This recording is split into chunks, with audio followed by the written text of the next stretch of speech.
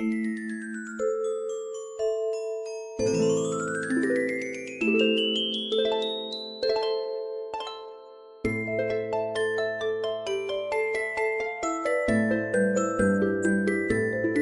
ne sommes pas des esclaves. Une fiction radiophonique écrite par Mélodie et Gustave, avec la compagnie La Fille Volcan et le Carré Amelot, ville de La Rochelle.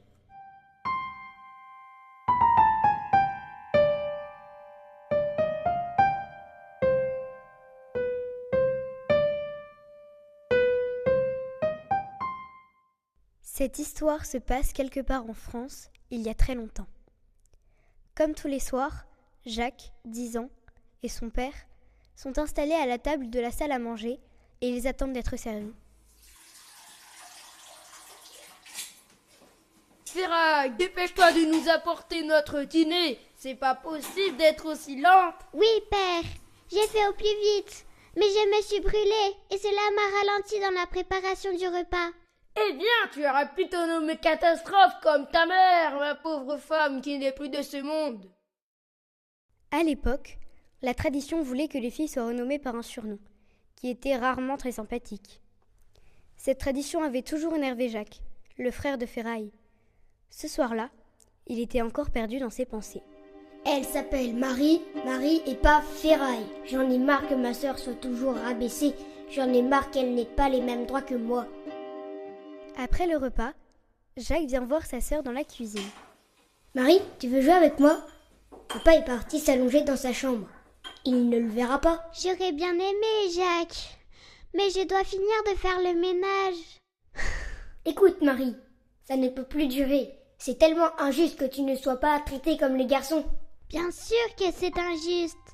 Mais c'est facile pour toi de me dire ça. Tu es un garçon et dans notre ville, les hommes ont tous les droits. Et nous sommes juste des esclaves.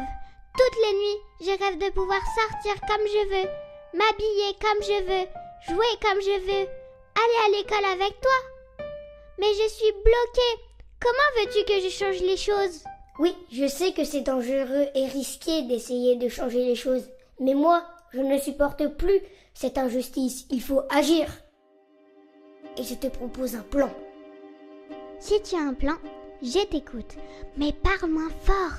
Si jamais père nous entend, nous risquons gros. T'inquiète pas, j'ai mis un somnifère dans son verre pendant qu'il te criait dessus tout à l'heure. Il va dormir longtemps. Marie, cette nuit, on va s'enfuir. S'enfuir? Oui, s'enfuir. Tu vas te déguiser en garçon. Il faudra que tu te coupes les cheveux et que tu prennes mes habits. Comme ça, si on croise quelqu'un, pas de risque. T'es vraiment le meilleur frère du monde. Cette nuit-là, après que Marie ait pris l'apparence d'un garçon, elle s'enfuit avec Jacques dans la nuit noire. Elle entendait son cœur tambouriner dans ses oreilles. Mais pour rien au monde, elle n'aurait renoncé à s'échapper de cette vie, qui n'en était pas une. Ils marchèrent longtemps.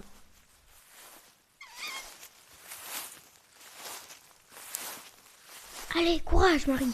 Regarde, tu vois juste là, à quelques mètres de nous, c'est la frontière. J'ai repéré il y a longtemps un village abandonné. C'est là que nous y allons nous installer. Jacques, je réfléchissais pendant toutes ces heures de marche et je me disais que c'était super d'être partie. Mais je pense à toutes celles qui sont restées là-bas et je ne me sentirai jamais vraiment libre si elles ne le sont pas. Oui, je te comprends. Alors, je voudrais qu'on puisse repartir la nuit prochaine et leur proposer de venir avec nous. C'est risqué, mais je suis d'accord avec toi. N'écoutant que leur courage, Marie et Jacques reprirent le lendemain leur longue marche. Ils entrèrent la nuit dans les maisons endormies et vinrent réveiller toutes les filles et les femmes pour leur proposer de partir à leur tour. Quelques garçons, qui pensaient comme Jacques, décidèrent de fuir avec elle. Dépêchez-vous, faites attention, ne prenez que le nécessaire. Ça va aller, nous avons peu de temps. Courage. Vite, c'est ensemble que nous y arriverons. On y est presque. Le lendemain matin, quand les hommes se réveillèrent, ils crurent s'évanouir. Mais pourquoi mon petit déjeuner n'est pas prêt? Où sont passées mes chaussons? Où sont les filles? Où sont passées les femmes? Qui va nous faire manger? Faire le ménage. Laver notre linge. S'occuper de tout pour nous. C'est un scandale. Il faut prévenir la police, qu'ils retrouvent nos filles et qu'ils nous les ramènent sur le champ. La police chercha, mais ne trouva aucun indice, et déclara au roi de la ville et à la population. Mes chers frères, l'heure est grave. Il paraît que certains hommes pleurèrent, d'autres firent des crises de colère terribles, d'autres encore commencèrent à apprendre à faire fonctionner une machine à coudre ou une cuisinière.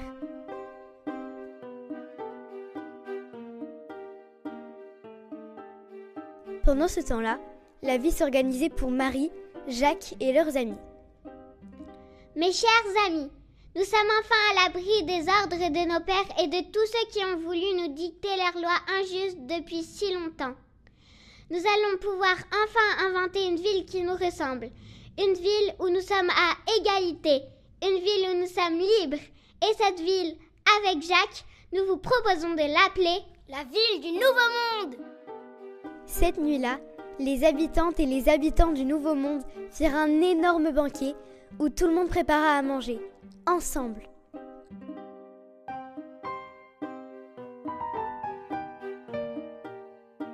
Marie, Jacques et leurs amis chantèrent et jouèrent de la musique pour célébrer cette nouvelle vie.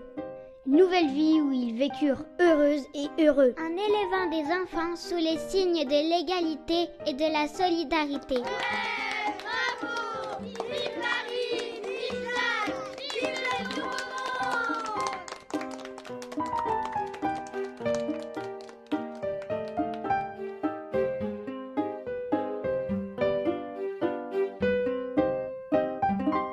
Cette histoire a été interprétée par Gustave Théouli, Madeleine Prioton-Colombo, Mélodie Rouex. La création sonore a été réalisée par Julia Suero. Tout égal, tous égaux.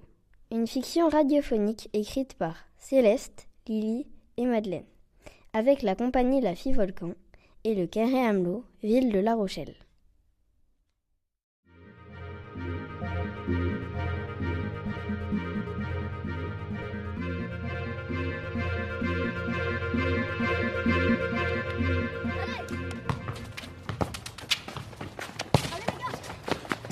Vas-y meuf, pousse-toi, tu gênes là, dégage.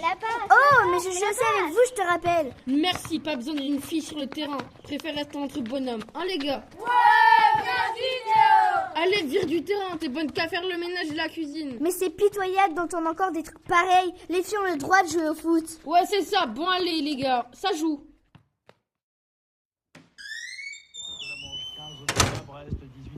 Mamie Jocelyne, mamie, t'es là? Mais oui, ma Lola, je suis là. Qu'est-ce qui se passe, ma chérie? J'en ai trop marre, mamie. Doucement, calme-toi. Assieds-toi et raconte-moi tout.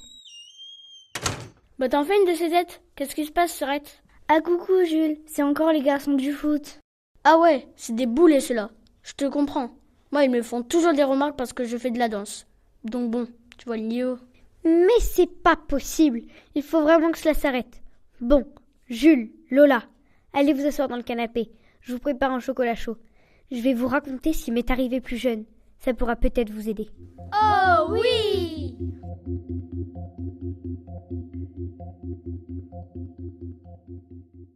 Quand j'étais petite, mon passe-temps préféré était le skateboard. Waouh, trop forte, mamie. Grave, trop stylé. Eh oui, et je peux vous dire qu'à l'époque, on n'était pas nombreuses à monter sur une planche à roulettes. Et bien sûr, ça en embêtait certains, surtout un certain Claude.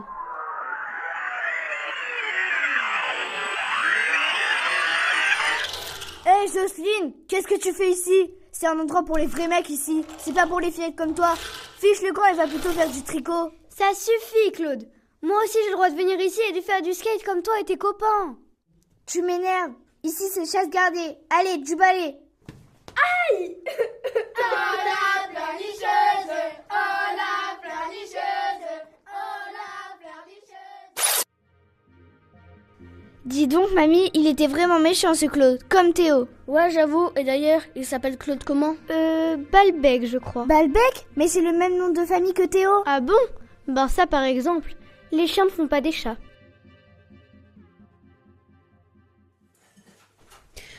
Papy, tu vois Lola, la petite fille de Jocelyne. C'est Jocelyne qui habite dans la rue des Lilas.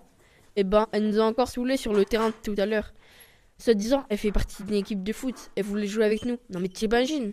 Et alors, je ne vois pas le problème. Bah papy, c'est une fille.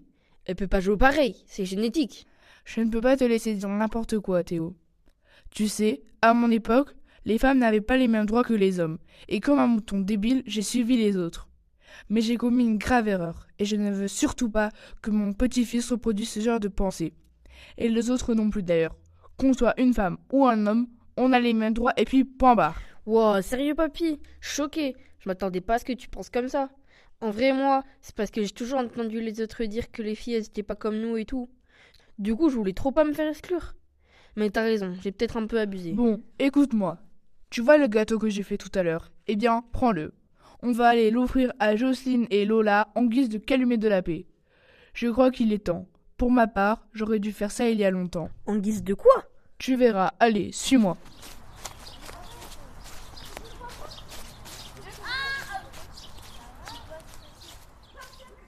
Vas-y papy, je suis trop stressée là, c'est un peu la honte. Sonne, je t'ai dit.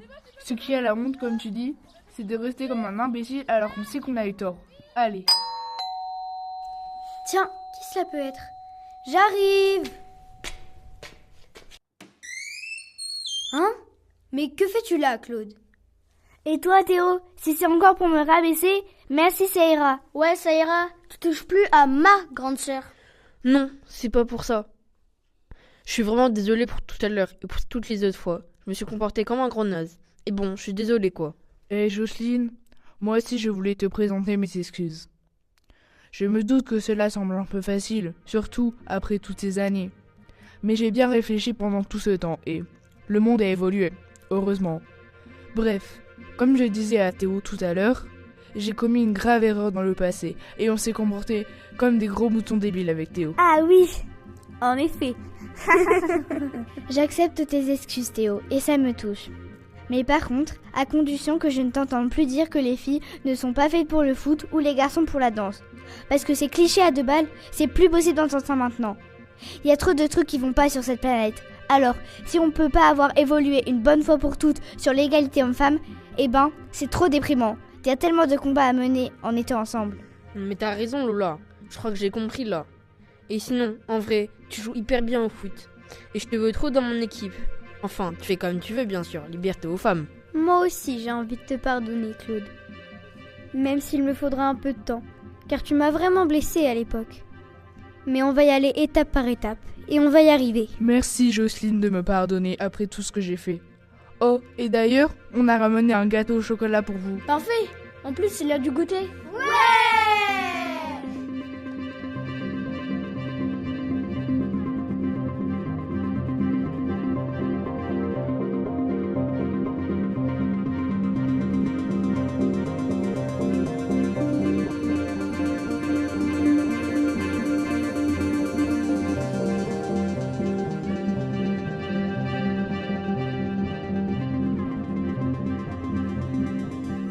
Cette histoire était interprétée par Céleste Paradis, Lily Salomon Roséo, Madeleine Prieton-Colombo.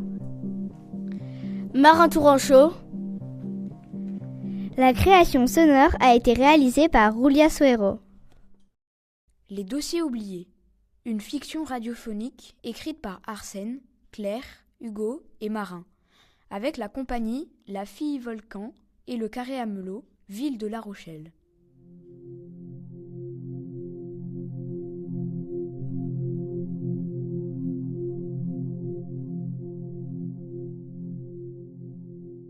L'histoire que je vais vous raconter est très particulière pour moi. Elle me replonge dans des souvenirs lointains.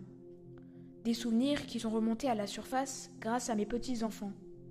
Ce jour-là, ils jouaient à la maison et ils étaient partis en exploration dans le grenier.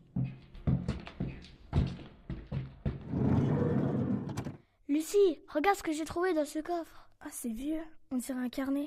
Regarde là, il y a un nom. Attends, c'est plein de poussière. Georges Dubois. Mais c'est le nom de papy. Papy. Qu'est-ce qui se passe, mes enfants? Regarde, papy, on a trouvé un objet à toi. Mais c'est mon journal intime. Vous savez, ce carnet renferme quelque chose de très important pour moi. Oh, papy, raconte-nous. On adore quand tu nous parles de quand tu étais jeune. D'accord, je vais vous raconter. Mais cette histoire, je vous préviens, m'a transformée à jamais.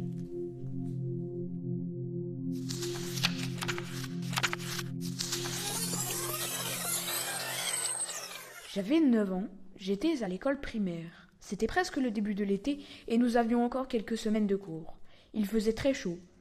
Ce jour-là, la maîtresse essayait de faire des courants d'air dans la classe et nous étions tous en sueur. J'étais assis, comme d'habitude, à côté de ma meilleure amie, Romane. Hé, Romane, tu ne veux pas enlever ton pull? Moi, même en short, je meurs de chaud. T'es sûre que ça va? Mais oui, ça va, t'inquiète. Et puis, je suis bien comme ça. Romane commençait pourtant à devenir rouge et les gouttes de sueur perlaient sur son nez. Et la maîtresse s'en rendit compte. Bon, Romane, enlève ton pull, s'il te plaît. Tu es beaucoup trop couverte. Je n'ai pas envie que tu attrapes un coup de chaud et que tu fasses un malaise. Je n'ai pas chaud, madame. Je suis bien comme ça. Mais enfin, tu es toute rouge là. C'est ridicule. Enlève ce pull. J'en ai marre à la fin. Si je n'ai pas envie d'enlever mon pull, je ne l'enlève pas. Et puis, laissez-moi tranquille. Romane, reviens immédiatement. Je n'avais jamais vu mon amie comme ça. Cela me parut donc naturel d'aller voir chez elle pour savoir si elle allait bien. Je m'apprêtais à sonner à la porte lorsque le père de Romane ouvrit brusquement. Qu'est-ce que tu veux? Bonjour, monsieur, c'est moi, Georges, l'ami de Romane. Est-ce qu'elle va bien? Je lui ai apporté les devoirs et je me disais... C'est inutile. Roman est parti en colonie de vacances. Ah bon? Mais l'année scolaire n'est pas encore terminée. Oui, eh bien elle est partie en colonie anticipée. Et ça lui fera le plus grand bien. Au revoir, jeune homme. Forcément, cela me paraissait étrange. Je me suis dit que je reviendrais voir dans un mois. Mais le mois suivant, elle n'était toujours pas rentrée et son père m'expédia aussitôt de façon assez brutale. L'été passa et ce fut bientôt la rentrée des classes. Allez les enfants, on se répartit dans les classes et on se met en rang. Madame, je n'ai pas vu le nom de Romane sur le tableau d'affichage. Vous savez ce qu'il se passe? Bon, écoute, le père de Romane a appelé, elle ne reviendra pas. Je n'ai pas bien compris, mais elle a changé d'école, ou bien elle fait l'école à domicile. Bref, elle ne sera pas avec nous cette année. Allez, range-toi dans ton rang et dépêche-toi. Mais enfin, ce n'est pas possible qu'elle ne m'ait pas écrit pour me le dire. On est meilleurs amis depuis la maternelle. Georges, dans ton rang et en silence, je te prie. C'est vraiment trop étrange. Je suis sûre qu'il est arrivé quelque chose à Romane. J'étais un petit garçon qui aimait avoir des réponses, et malgré mon jeune âge, je décidai donc de me rendre au commissariat de police pour savoir s'ils avaient des informations. Personne suivante. Bonjour monsieur, je viens vous voir pour mon amie Romane Berthoud. J'ai des raisons de croire qu'il lui est arrivé quelque chose. C'est comme si elle avait disparu. Ça va vous paraître étrange, mais je pense que ses parents cachent quelque chose. Je voudrais que vous puissiez ouvrir une enquête. Dis donc, mon petit, il faut arrêter de lire des romans policiers. Ici, c'est la vraie vie. Et puis, de qui tu me parles, là? La petite Berthoud? Romane Berthoud, oui. Mais c'est la fille de l'inspecteur Berthoud. Dis-toi bien que s'il lui était arrivé quelque chose à sa fille, il sera le premier à mener l'enquête. Elle est bien bonne, celle-là. C'est plutôt que c'est ta petite amoureuse et que tu ne comprends pas pourquoi elle ne veut plus te voir. Mais n'importe quoi. Romane est mon amie. Laissez tomber. Vous vous en doutez bien, les enfants.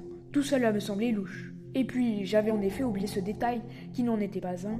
Le père de Romane était un policier. Mon cerveau carburait à toute vitesse et je devins convaincu que le père de Romane dissimulait forcément des preuves quelque part. Cette nuit-là, je décidai donc de m'introduire dans le commissariat. Et oui, c'était risqué, mais vous savez, lorsque j'avais 9 ans, je n'avais peur de rien. Et je crois que j'aurais été prêt à tout pour aider mon ami. D'ailleurs, la suite allait bien le prouver. Bon, ok, ne pas se faire repérer. Ah, j'avais pas pensé qu'il y aurait un gardien. Mais enfin bon, il a l'air bien occupé à écouter le match de foot. Alors, voyons voir. Inspecteur Berthoud. Ok, c'est son bureau. Super, la porte est ouverte.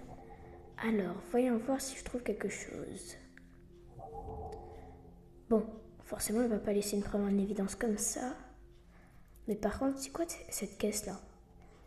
Ouais, c'est fermé à clé. Et voyons voir. Bingo! C'est quoi ces dossiers? C'est trop bizarre. C'est que des disparitions d'enfants classés sans suite. Oula, pourquoi ça serait dans un coffre fermé? Mince! Vite! Il faut que je file! Cette nuit-là, après être rentré chez moi sans que les gardiens ne me voient, je n'avais pas réussi à fermer l'œil. Je me disais que j'étais forcément passé à côté de quelque chose qui devait être juste sous mon nez. Je décidai donc, dès le lendemain, de retourner chez les parents de Romane, mais cette fois-ci, en cachette. Ok, je ne vois pas la voiture, ils ont l'air d'être absents. Voyons voir, si je passe par l'arrière de la maison, il y aura peut-être une fenêtre ouverte. Dites donc, ils tombent pas souvent dans la pelouse. C'est quoi ces herbes hautes? Et c'est alors, au milieu de ce jardin qui ressemblait à une jungle, que je fis un vol plané monumental. Je venais de trébucher sur une sorte de plaque recouverte de branchages. Je m'étais fait sacrément mal, mais je repris vite mes esprits. Et là, tout est allé très vite. Mais on dirait une trappe. Y a quelqu'un? Georges. Romane, mais c'est pas vrai. Mon amie était recroquevillée dans un coin et elle semblait très faible et mal nourrie. Je la pris sur mon dos et en mobilisant toutes mes forces, je parvins à la sortir de cette espèce d'endroit très étrange.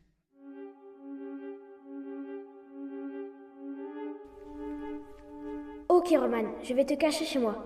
Et ne t'inquiète pas. Tout va bien se passer, tu es en sécurité maintenant. Au début, Romane ne voulait pas me parler.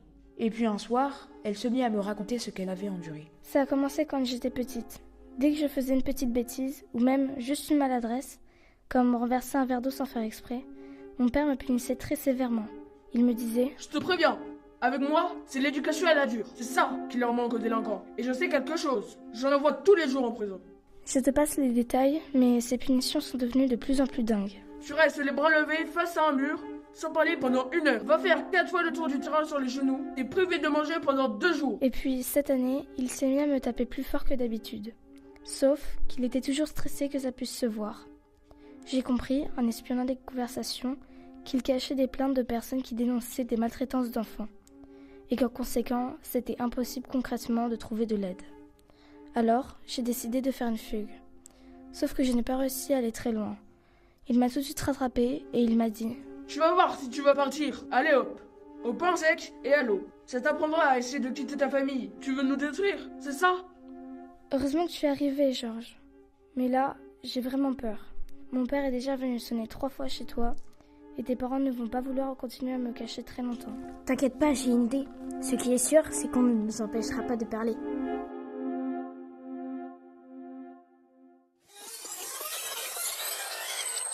Mais du coup, papy, comment vous avez fait alors? Ben oui, vous pouvez pas aller voir la police? Non, en effet, nous ne pouvions certainement pas aller au commissariat. Mais j'avais de la chance, il se trouve que mon oncle était journaliste à La Voix du Peuple. C'était un adulte de confiance et nous lui avons tout raconté. Il fit une enquête très détaillée et il sortit un article qui fit beaucoup de bruit. Il nous aida aussi à organiser une grande manifestation. Et dans le même temps, le père de Romane fut arrêté. Plus tard, avec Romane, nous avons créé une association, SOS Enfants en détresse. Elle existe toujours d'ailleurs. Et après toutes ces années, Romane est restée ma meilleure amie. Wow, c'est dingue ton histoire, papy. Oui, c'est incroyable, on savait pas tout ça. Eh bien, vous savez, il suffit de demander. En vieillissant, on rajoute souvent de la poussière sur nos souvenirs. Pourtant, ils ne sont jamais très loin. Allez, et maintenant je vais vous préparer des crêpes. Trop cool. Merci, papy.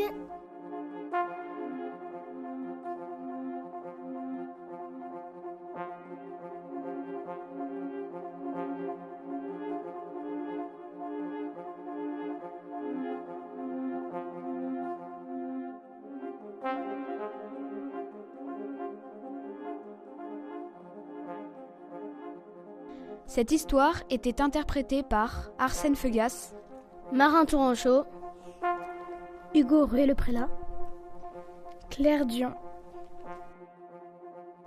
Céleste Paradis. La création sonore a été réalisée par Julia Suero.